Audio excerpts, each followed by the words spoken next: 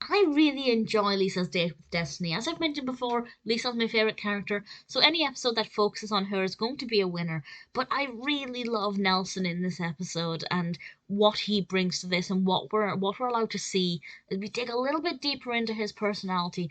This is the seventh episode of the eighth season of The Simpsons. It's directed by Susie and it aired originally on the 16th of February 1997, so just after St. Valentine's Day, so pretty good timing as this focuses on an unusual crush of Lisa's. Now, I say unusual, but it's not so unusual that it's unbelievable because she develops a crush on Nelson.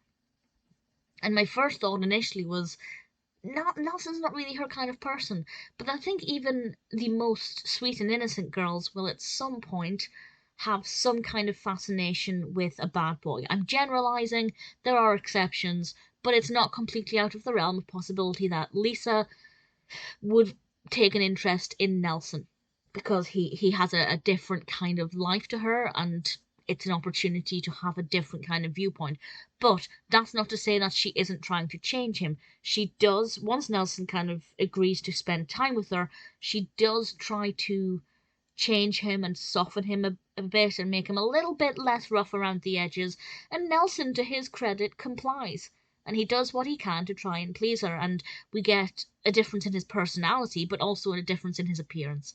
And he begins to dress more smartly, and he's definitely looking a lot less dishevelled, and it's just really interesting to see a slight tweak to the character in all aspects, and it's really fascinating. And I don't think it would work if that was Nelson full time, but certainly for this one-off episode, I think it's quite fascinating. But we do see that Nelson hasn't just completely changed or reformed, because we see him hanging out with his old friends, well, his current friends, particularly revolving around pranks at Skinner's house. So I like the fact that they didn't just say, well, Nelson's completely changed for Lisa. There are still elements of his personality still in there. And maybe it's not fair for Lisa to try and completely change him. Certainly very thought-provoking, really thoroughly enjoyed it. We also have a subplot here with Homer.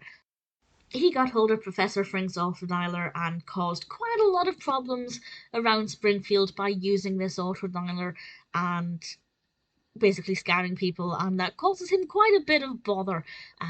It's not my favourite subplot, but I enjoyed it well enough. It gave the episode something else to focus on every now and then.